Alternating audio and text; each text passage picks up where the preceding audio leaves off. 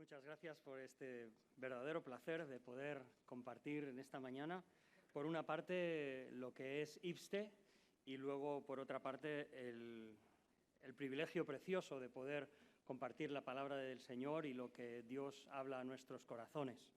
Deciros que, IPSTE es Instituto Bíblico Seminario Teológico de España, una institución que comenzó en 1974 gracias a unos misioneros, la misión GEM, que quiso invertir y quiso trabajar para la formación de líderes aquí en España.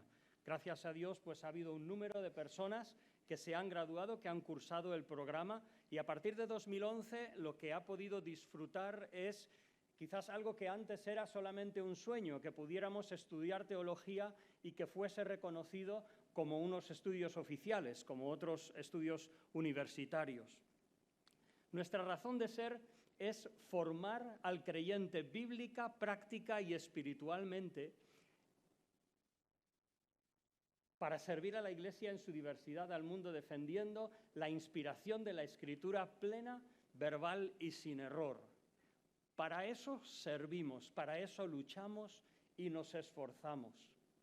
También somos una facultad de carácter presencial, interdenominacional y, gracias al Señor, acreditada oficialmente en la Unión Europea.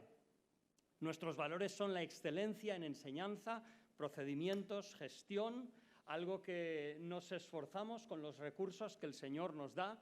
Buscamos una espiritualidad que sea bíblica, que esté arraigada en las Escrituras, pero que al mismo tiempo sea viva, sea floreciente. Deseamos cultivar un pensamiento positivamente crítico, defensor de las verdades fundamentales del Evangelio, pero al mismo tiempo dispuesto a examinarnos a nosotros mismos para poder comunicar un mensaje que sea relevante a nuestra sociedad. También nuestro valor es evangelismo, una relación edificante entre lo que es la facultad y las iglesias locales. El Señor en este semestre pasado nos ha dado el gozo de poder ir un grupo de estudiantes a un punto de misión en Fraga. También hemos colaborado con la iglesia de Vilanova y la Geltrú, quizás por mi vínculo allí, pero fue un gozo de poder bajar un grupo de estudiantes y profesores, cantar en las calles unos villancicos, predicar la palabra del Señor.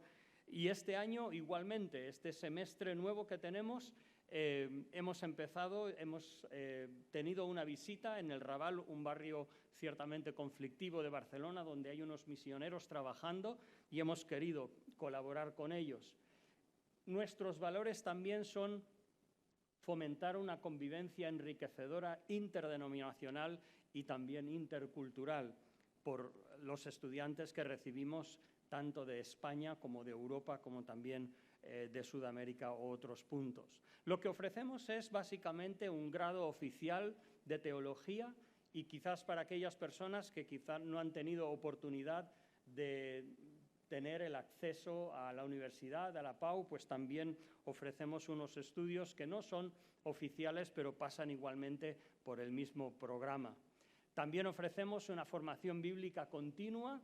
Hay asignaturas intensivas que se ofrecen al público, principalmente de alrededor de Barcelona y de la región de Cataluña, y tienen oportunidad, ya sea José de Segovia, Timoteo Glasscock, también hace poco estuvo Mariano Blázquez visitándonos y enseñando Derecho Eclesiástico, y una bendición para algunos pastores de la zona. Una cosa que nos gustaría fomentar es esta figura de amigos de IPSTE. Por una parte, como he dicho, nos encantaría poder tener una buena relación con las iglesias locales. Sé que vosotros tenéis un número de dones, de capacidades, y nosotros relativamente somos una institución pequeña. Pero, como he dicho, hemos ido a puntos de testimonio, hemos colaborado también con iglesias, y dejadme deciros que hay estudiantes que el Señor nos permite ver que son realmente una bendición. Hay un estudiante, por ejemplo, que nos vino de Italia, un funcionario del Ayuntamiento de Milán, que después de pedir una excedencia tuvo que decidir y decidió por seguir estudiando aunque perdiera su estatus y aún su profesión anterior, pero así el Señor le llamaba y es realmente un ejemplo. Igualmente tenemos, por ejemplo, otro hermano que es guardia civil con su familia que se ha trasladado desde Canarias y está estudiando con nosotros al mismo tiempo que lleva su trabajo secular, pero tiene en su corazón el volver a Canarias, a diferentes islas donde no hay presencia, testimonio del Señor Jesucristo, y quiere llevar el mensaje de salvación. Entonces, si en algo os podemos servir, nos encantaría. Por otra parte, también deciros que IPSTE depende en buena medida de donaciones de iglesias, normalmente independientes, asambleas de hermanos de la Federación de Iglesias Evangélicas Independientes de España, y también es una relación como amigos que deseamos cultivar. Decir que nos podéis encontrar en Facebook, Instagram, en Twitter. Es un área que queremos quizás iniciar. Ya teníamos una cuenta, pero queremos darle una mayor actividad. Estamos en Castelldefels y nuestra página web es www.ipste.org. Si luego tenéis cualquier pregunta, cualquier cosa que queráis saber sobre IPSTE, estaré encantado de poder atenderos. Ese es IPSTE, ese es el ministerio que el Señor ha levantado en Cataluña. Gracias a Dios hay 5 facultades protestantes que el Señor ha permitido que puedan impartir esta enseñanza oficial, y damos gracias al Señor. Oramos para que ese ministerio no flaquee, sino que por la gracia de Dios pueda fortalecerse y pueda proseguir para siguientes generaciones. Pero vamos a la Escritura. Me gustaría tener una oración y después meditar en la palabra del Señor, y particularmente en la epístola a los Romanos. Vamos a orar un momentito. Señor, te damos muchas gracias, Padre.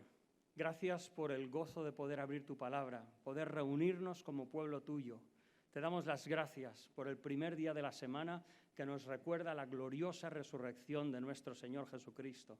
Oramos que ahora, al abrir tu palabra, tú llenes nuestros corazones, alimentes nuestras almas, que tu Espíritu pueda hacer esa obra preciosa de grabar con fuego tu palabra, que nuestra comunión pueda crecer y que podamos ser más capaces de anunciar esas virtudes de aquel que nos amó. Lo pedimos en el nombre del Señor Jesucristo. Amén.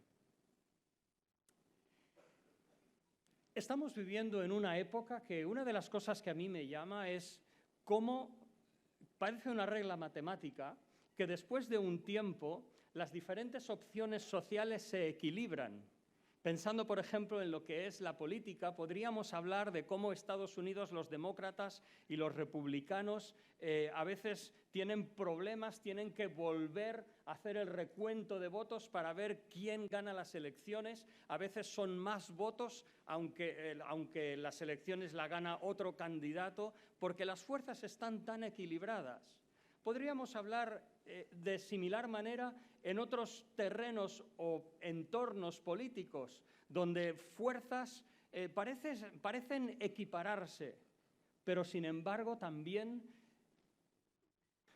la oposición parece crecer y parece que las posturas cada vez están más encontradas. ¿Qué diremos nosotros de nuestra fe cuando pensamos en el mundo?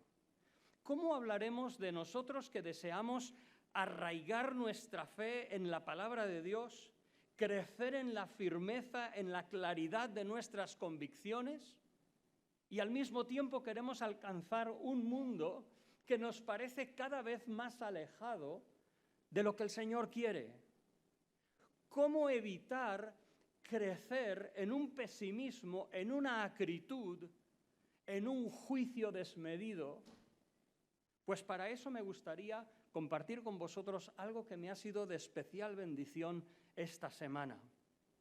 Claro, si yo os dijera que quien va a predicar esta mañana o quien va a expresar una perspectiva del mundo es un fariseo, a lo mejor, especialmente los jóvenes, puede que empezaran a fruncir un poco el ceño. He de deciros quizás para vuestro consuelo que los fariseos empezaron bien. Se traza la personalidad de los fariseos al tiempo después de la cautividad, cuando los judíos quisieron aplicar a la vida diaria lo que es la Escritura, la santidad de Dios.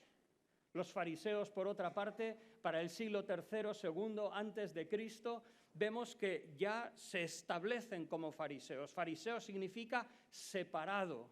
Y lo que ellos se ocupan es de trazar una serie de normas para separar a las personas de ni siquiera acercarse a transgredir la ley. Vemos que los fariseos lo que desarrollan es un sistema de normas que el Señor hablará como tradiciones de hombres que se habían apartado de lo que es el énfasis o el espíritu de la ley. En el Nuevo Testamento lo que vemos, por otra parte, es que muchos de los fariseos vinieron a la fe. Y a lo mejor podemos decir, bueno, pero alguien puede ser fariseo, pero si la gracia de Dios entra en su corazón, su perspectiva cambia. Dejadme recordaros que en Hechos capítulo 15 encontramos que los fariseos empiezan a presionar de acuerdo a sus tradiciones pasadas y empujar para ser verdaderamente creyentes debían circuncidarse. Y esto provoca un concilio, un debate y, gracias a Dios, una resolución de que no se iba a imponer la circuncisión. Pero el autor de la epístola que quiero leeros esta mañana es fariseo de fariseos. Fue en su tiempo celoso de la ley, aventajando a muchos de su tiempo. Pero aún más nos sorprende por cómo él describe su ciudad. Bueno, la ciudad desde donde escribía. Dejadme leer Romanos capítulo 1, versículos 18 en adelante, y luego me gustaría leer algunos versículos del capítulo 2. Romanos capítulo 1, versículo 18. Dejadme advertiros, al principio lo que vamos a leer son versículos que expresan la corrupción de la sociedad de una forma cruda, cortante, casi impetuosa. Pero después lo que veremos es que esa perspectiva del apóstol Pablo está enriquecida, guiada por el Espíritu de Dios, y creo que nos puede enseñar a nosotros cómo mantener fresca nuestra perspectiva del mundo. Romanos capítulo 1, versículo 18. Porque la ira de Dios se revela desde el cielo contra toda impiedad e injusticia de los hombres que detienen con injusticia la verdad. Porque lo que de Dios se conoce les es manifiesto, pues Dios se lo manifestó. Porque las cosas invisibles de Él, su eterno poder y deidad, se hacen claramente visibles desde la creación del mundo, siendo entendidas por medio de las cosas hechas, de modo que no tienen excusa. Pues habiendo conocido a Dios, y habla Pablo de la sociedad en general y del paganismo en particular, no le glorificaron como a Dios ni le dieron gracias, sino que se envanecieron en sus razonamientos y su necio corazón fue entenebrecido. Profesando ser sabios, se hicieron necios. Cambiaron la gloria del Dios incorruptible en semejanza de imagen de hombre corruptible, de aves, de cuadrúpedos y reptiles. Por lo cual también Dios los entregó a la inmundicia en las concupiscencias de sus corazones, de modo que deshonraron entre sí sus propios cuerpos, ya que cambiaron la verdad de Dios por la mentira, honrando y dando culto a las criaturas antes que al Creador, el cual es bendito por los siglos. Amén. Por esto Dios los entregó a pasiones vergonzosas. Leemos un poco más adelante cuando dice, estando atestados, versículo 29, estando llenos, repletos de toda injusticia, de fornicación, perversidad, avaricia, maldad, llenos de envidia, homicidios, contiendas, engaños, malignidades, murmuradores, detractores, aborrecedores de Dios, injuriosos, soberbios, altivos, inventores de males, desobedientes a los padres, necios, desleales, sin afecto natural, implacables, sin misericordia, quienes habiendo entendido el juicio de Dios, que los que practican tales cosas son dignos de muerte, estos no solo las hacen, sino que también se complacen en los que las practican. ¡Qué capítulo tan desolador! Pero dejadme leer algunos versículos, solamente 2, que nos anticipan lo que viene después. Pablo, este fariseo, hijo de fariseo, este celoso de la ley que Dios salvó y lo hizo instrumento para anunciar el evangelio a los gentiles, dice, por ejemplo, cuando los gentiles que no tienen ley hacen por naturaleza lo que es de la ley, estos, aunque no tengan ley, son ley para sí mismos, mostrando la obra de la ley escrita en sus corazones, dando testimonio a su conciencia, acusándoles o defendiéndoles en sus razonamientos. Estos pasajes ya serían suficientes para poder analizar la perspectiva que Pablo tiene del mundo. Pero lo que me ha sido de particular bendición esta semana es que, leyendo estos pasajes, recordaba dónde está el apóstol Pablo. En la epístola a los Romanos, que es la epístola que leemos, en el capítulo 15, Pablo aclara que ha recogido una ofrenda de los hermanos de Macedonia y de Acaya y que está preparado para volver a Jerusalén. Nos encontramos en Hechos capítulo 20, versículo 3, en esos 3 meses que Pablo, en el tercer viaje misionero, había salido de Éfeso y estaba en Corinto. Y desde Corinto, conociendo de una comunidad de creyentes en Roma, donde él realmente desea ir y compartir esa labor como apóstol que Dios le había dado, pero tiene en su corazón que debe volver a Jerusalén. Y entonces nos escribe esta perla, esta epístola preciosa, admirada y querida por tantos hombres de Dios a lo largo de todos los siglos, nos la escribe, diríamos casi desde la capital de la corrupción del Imperio Romano, desde Corinto. ¿Puedo ilustraros qué significa Corinto? Corinto es una ciudad que está en el istmo que separa la península de Acaya del resto de Grecia. Para haceros una imagen, es como si los Pirineos, la frontera que tenemos con Francia, solo midiese 6 kilómetros. Y Corinto sería como Irún, una ciudad privilegiada porque tantos barcos lo que hacían era bajar por el mar Egeo y cruzar al otro lado sin tener que dar toda la vuelta por la península de Acaya. Fijaos si era importante que si vais a Corinto veréis que no solamente ahora existe un canal de 9 metros de ancho por esos 6 kilómetros, sino es que antes las personas de esta geografía habían conseguido crear un camino por donde arrastraban los barcos de un lado al otro. En ese lugar de comercio, de tránsito, ese lugar portuario, pues también, cómo no, fue centro de prosperidad de una pluralidad de religiones y también de corrupción. Era la capital de la provincia romana de Acaya.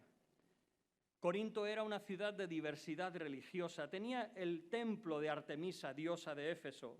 En el mercado tenían una estatua de Ateneas y un santuario de Zeus, que es lo que se ve ahí en esas columnas del templo de Zeus. Hay 2 dichos que reflejan, 2 refranes, esa sabiduría popular que reflejan qué era Corinto. Por una parte, se decía, para decir que, hablando de riquezas, se decía, bueno, no todo el mundo puede ir a Corinto, porque Corinto era emblema de la prosperidad. En el año 147 a.C. la ciudad fue arrasada, pero nuevamente para el tiempo y antes del tiempo del apóstol Pablo ya volvía a ser una gran urbe con gran capacidad comercial y también, como decimos, religiosa. Otro dicho popular era corintianizar. ¿Qué significa corintianizar? Para la época, corintianizar era lo mismo que fornicar, la promiscuidad. Lo que vemos en Corinto es que era una diferencia categórica con otras ciudades que el apóstol Pablo había ministrado, como podía ser Tesalónica, Filipos o Berea. Corinto era el paganismo en su más clara expresión. Cuando ahora escribe Pablo esta epístola a los romanos, lo que tenemos no es el primer impacto de una sociedad pagana en el corazón de alguien que había sido fariseo y tan estricto y tan celoso por la ley. Pablo había estado ya en esta ciudad anteriormente, en el segundo viaje misionero, por 1 año y medio. Y ahora en el tercer viaje misionero volvía para visitar la iglesia. Una iglesia que había presentado tantos problemas tan profundos. Una iglesia que la primera epístola a los Corintios se convierte para nosotros en una guía de cómo manejar desórdenes morales. Una iglesia donde Pablo quizás pensamos que pudo visitar 4 veces y que escribió varias epístolas, de las cuales solo tenemos 2. Una ciudad llena de prosperidad, de religiosidad y de corrupción. Entonces, ¿cuál es la visión? Escribiendo desde esa ciudad, ¿cuál es la visión que Pablo presenta? En primer lugar, lo que vemos, dice, versículo 18, la ira de Dios se revela desde el cielo contra toda impiedad e injusticia de los hombres que detienen con injusticia la verdad. Hablamos de impiedad, esa falta de reconocer la persona de Dios en su grandeza, esa falta de postrarse ante la majestad de Dios, ese espíritu que nosotros en el creyente hablaríamos devocional, que reconoce la grandeza, la supremacía de Dios y se postra para adorarle. Esa carencia, según el apóstol Pablo, ejerce una presión en contra de la verdad. Igualmente hablamos de injusticia. Una injusticia que debemos recordar en la Escritura no está hablando solamente de transgresión de la ley y tampoco está hablando solamente de actuar en contra del prójimo, que ciertamente eso es verdad.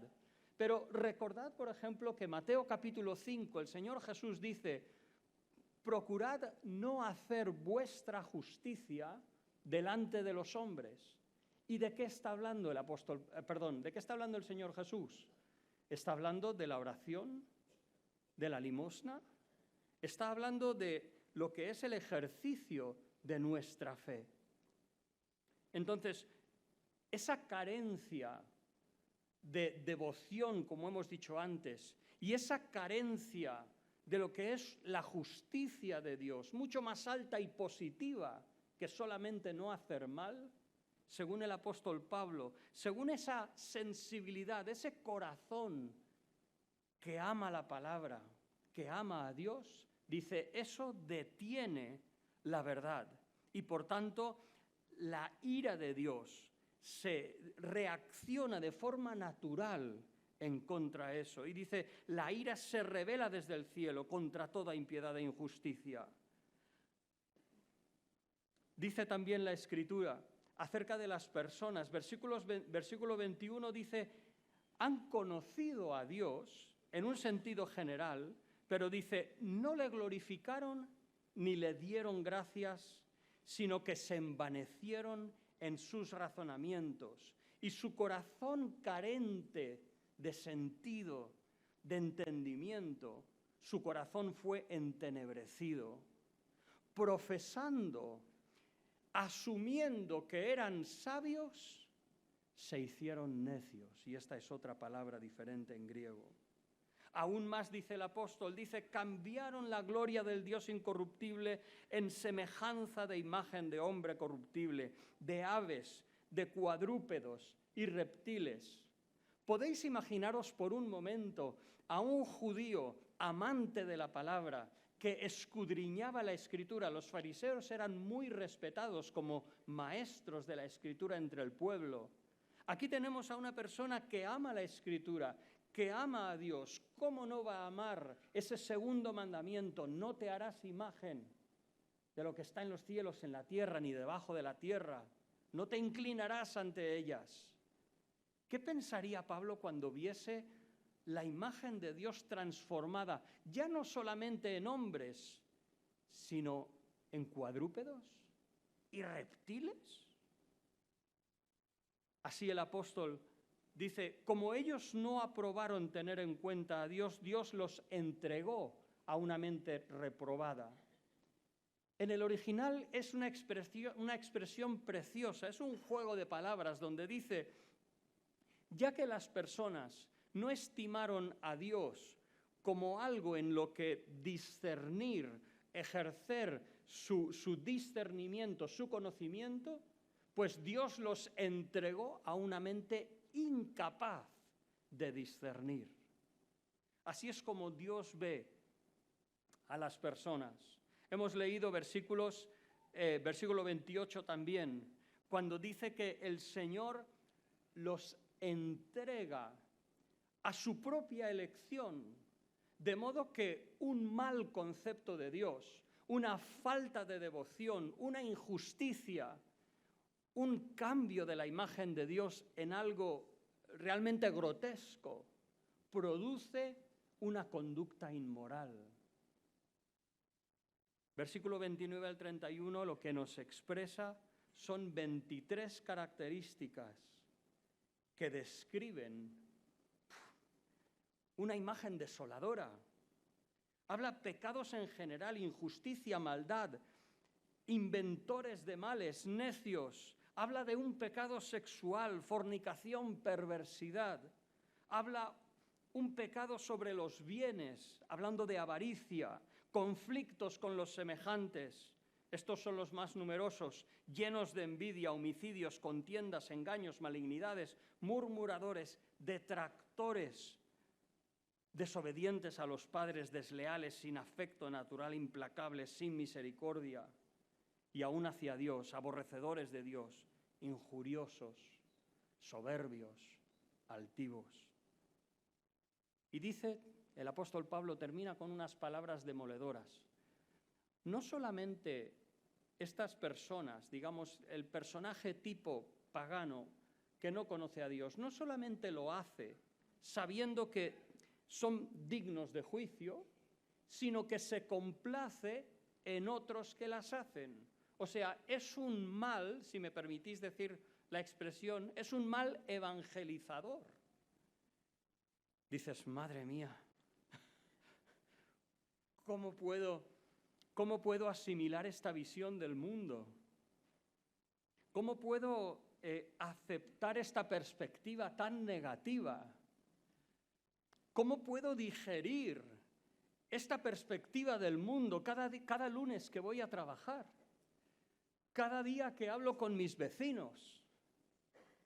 Pero dejarme deciros que el apóstol Pablo, como hebreo, como fariseo de fariseos, como celoso por la ley, por la obra del Espíritu Santo, reconoce algunas cosas que nos muestra que esa visión clara y diáfana del pecado no estaba en un corazón lleno de prejuicios, no estaba en un corazón inmisericorde, sino que miraba a esa ciudad pagana de Corinto con misericordia y con esperanza, y creo que es así como debemos mirarla.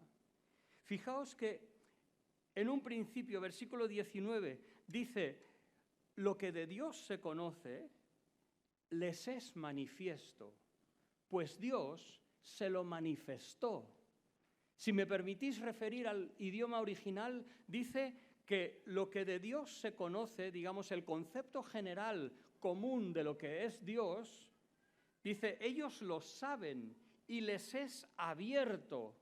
Este verbo aquí es faneró, es como un fantasma, algo que se hace visible de algo que es invisible.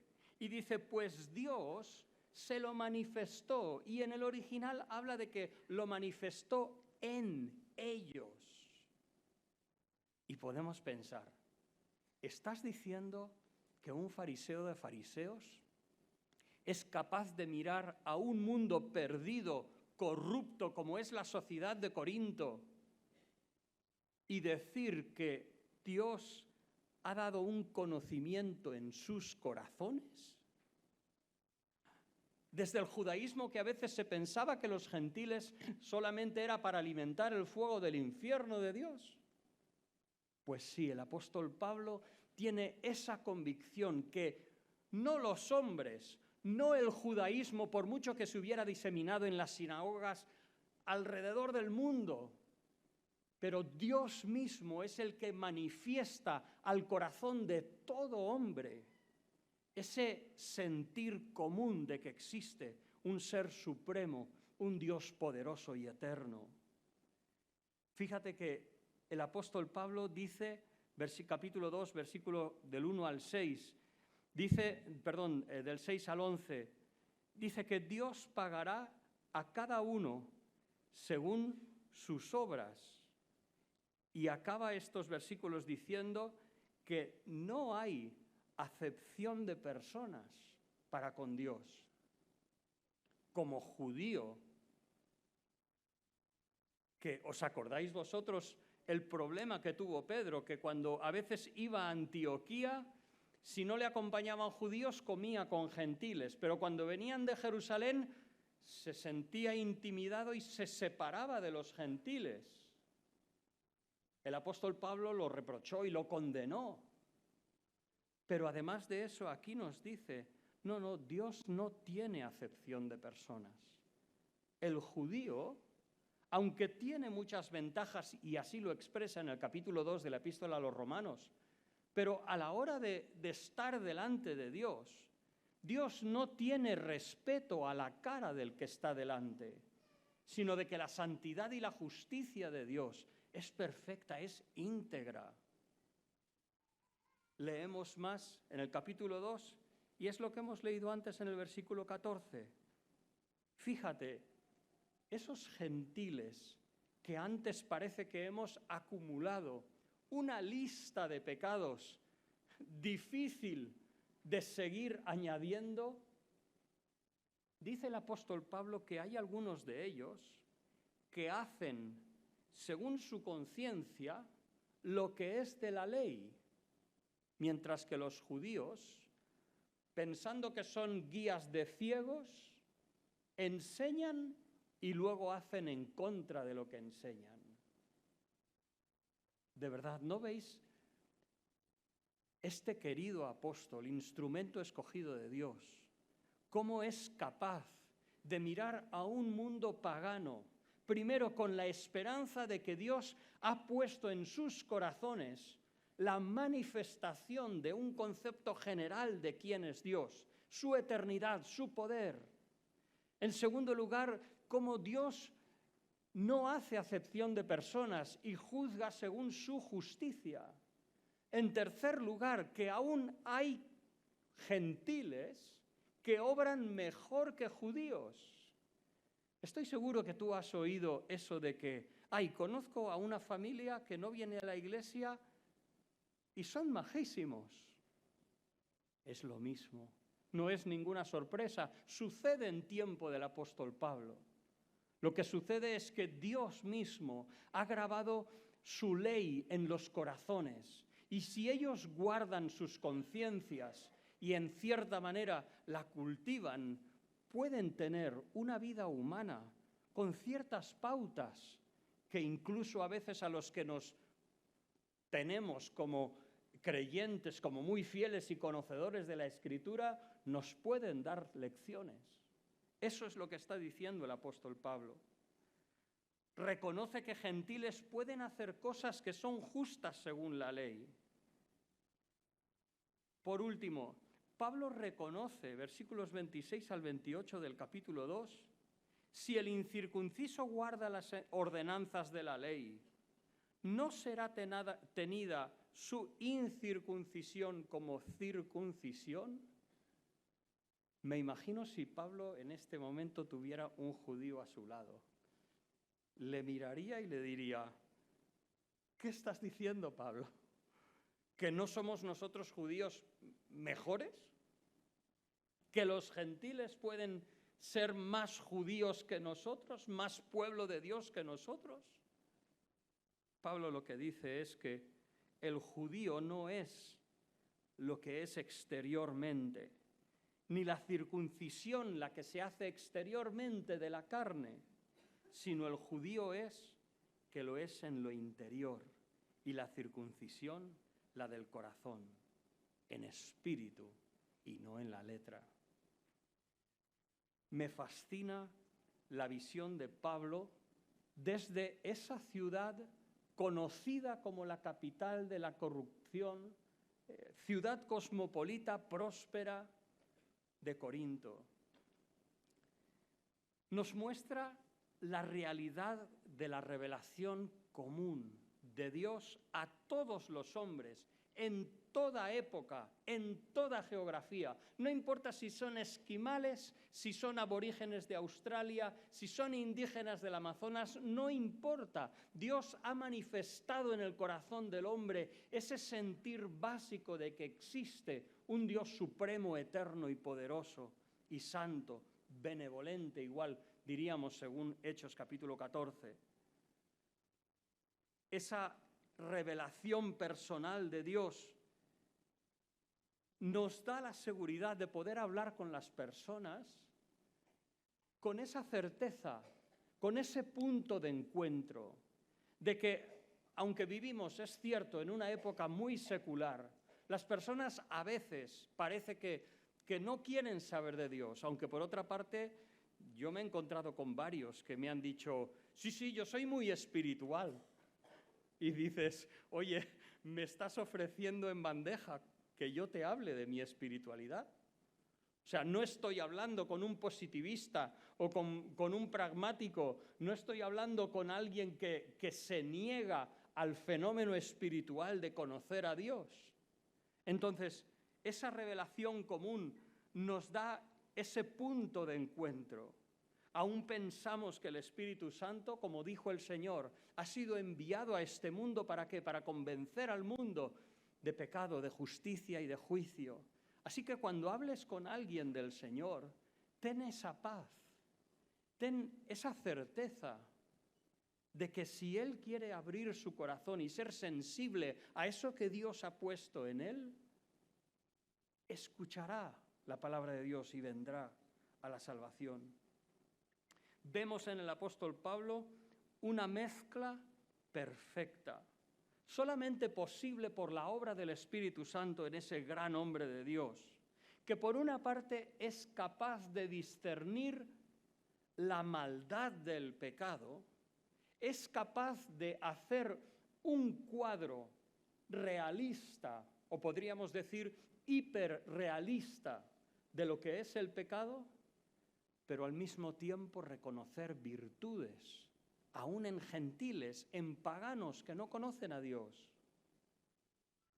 Es una mezcla preciosa que debemos mantener. Como dice en la misma epístola a los Romanos, Dios quiso sujetar al hombre con la ley para que se diese cuenta de su pecado y luego mostrar su gracia, su misericordia, su salvación. Por último, lo que vemos es que en Pablo su crianza, su educación, su formación como fariseo, todo su trasfondo cultural no fueron obstáculo para servir a su generación.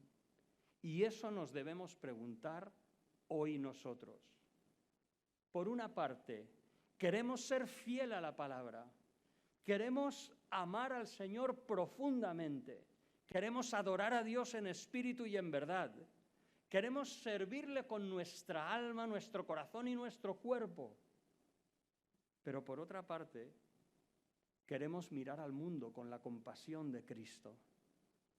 Queremos mirar al mundo con la esperanza de que alguna noción de Dios tienen en el corazón y que nos oirán, confiados de que el Espíritu Santo está ahí para eso y que su palabra la tenemos en nuestras manos para poder compartirla y como de brasa a brasa fuera o brasa a carbón, transmitir esa pasión por el Señor y que Dios nos use a anunciar las virtudes de aquel que nos amó. La solución de hablar a nuestro mundo no está en renunciar a lo que Dios llama pecado. La solución a hablar y compartir las virtudes de Cristo en nuestra generación no está en negar la devoción, está en tener esta perspectiva que el Espíritu Santo, inspirando al apóstol Pablo, nos ha dejado en la epístola a los romanos.